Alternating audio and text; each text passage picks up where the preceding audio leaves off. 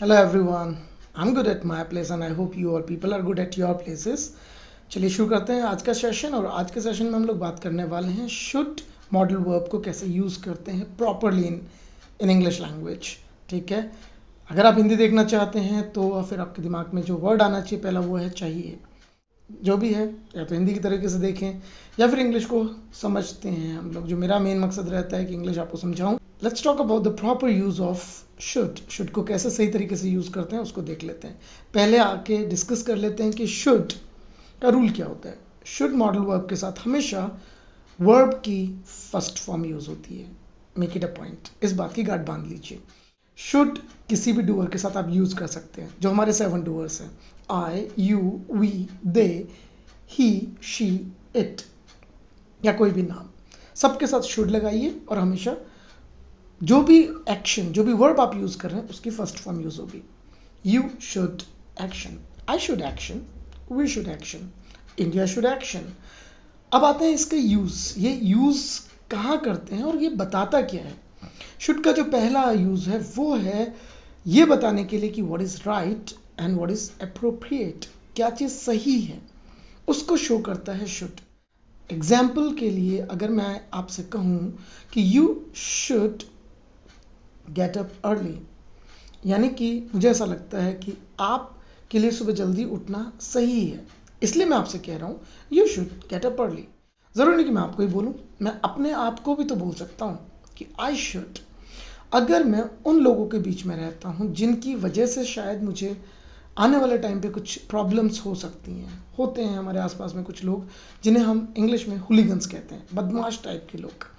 तो मुझे अगर उनकी वजह से कुछ प्रॉब्लम हो सकती है तो मैं कहीं ना कहीं अपने आप को एक चीज़ याद दिला सकता हूँ कि I should give up their company because company does affect.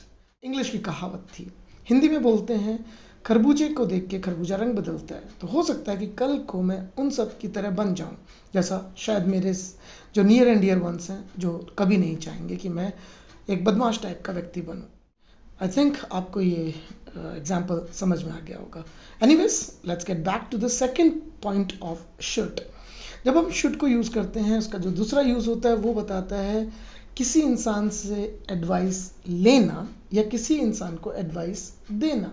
जैसे कि अगर आप ये कहते हैं अपने छोटे भाई को you should study day in day out, यानी कि दिन रात, क्योंकि आप उस इंसान को एक एडवाइस दे रहे हैं कि जब वो इतना स्टडी करेगा तो उसके अच्छे नंबर आ सकते हैं। अगर वो पढ़ाई कर रहा है और अगर उसकी कहीं ना कहीं आने वाले टाइम पे एक डिज़ायर है कि वो एक गवर्नमेंट सेक्टर में जाना चाहता है या कुछ पढ़ाई से रिलेटेड फील्ड में बहुत आगे बढ़ना चाहता है, इसलिए उस इंसान को आपने कहा you should study day in day out. जैसे अगर मुझे लगता है कि आप एक बहुत अच्छे प्लेयर बनना चाहते हैं तो you should practice day in day out, यानी कि ये मेरी आपको एडवाइस है। अब बात करते हैं एडवाइस लेते कैसे हैं। शुड को आप सबसे पहले यूज करिए सेंटेंस के शुरुआत में, जैसे शुड आई और फिर वर्ब की फर्स्ट फॉर्म। आपके मन में है कि आप एक कार खरीदना चाहते हैं, लेकिन आप, क्योंकि आज प्रेजेंट सिनेरियो में बहुत सारे कार के मॉडल्स हैं और आप कंफ्यूज्ड हैं, आप इन अ फिक्स हैं, यानी कि आप असमंजस की स्थिति में, आप उस समय बोल सकते हैं इंग्लिश में I am in a fix. उस समय अगर आप अपने किसी नियर एंड डियर वन से कार खरीदने के बारे में कोई एडवाइस लेंगे तो आपका जो तरीका होगा वो यही होना चाहिए कि which car should I buy. So ये था second use of should. Number third, जब हम बात करते हैं प्रोबेबिलिटीज की, जब हम बात करते हैं कुछ भी चीज़ जो कि एक्सपेक्टेड है। फॉर एन एग्जाम्पल, बहुत प्रैक्टिकल एग्जाम्पल दे रहा हूँ, आज सैटरडे है, it is Saturday today, it means tomorrow it's Sunday, कल संडे है। मैं इस समय भोपाल में हूँ और भोपाल में एक बहुत खूबसूरत प्लेस है, उसका नाम है लेक व्यू, एंड नॉर्मली वहाँ पे संडे को हमेशा बहुत क्राउड होता है। मैं ये प्रोबेबिलिटी जाहिर कर सकता हूँ, मैं ये एक्सपेक्ट कर सकता हूँ there should be a lot of crowd at lake view, यानी कि वहाँ पे बहुत सारा क्राउड होगा, होना चाहिए। ट्रांसलेशन साइड में प्रोबेबिलिटी, बारिश का मौसम चल रहा है, लगातार बारिश हो रही है, सो आने वाले कल को भी मैं ये बोल सकता हूँ it should rain tomorrow, it should rain heavily tomorrow, it should rain cats and dogs, मतलब कि मूसलाधार बारिश, यानी कि ये सारी चीज़ें एक्सपेक्टेड हैं। यहाँ मैं कोई राइट या अप्रोप्रिएट की बात नहीं कर रहा, मैं यहाँ कोई एडवाइस देने की बात नहीं कर रहा, मैं यहाँ बात कर रहा हूँ प्रोबेबिलिटी दिखाने के लिए। तो शुड का ये था तीसरा यूज़। शुड का चौथा यूज़ होता है जब हम शेल मॉडल वर्ब को शुड से रिप्लेस कर देते हैं। ये एडवांस इंग्लिश का पार्ट है, आज के सेशन में इसके बारे में मैं बात नहीं करूंगा।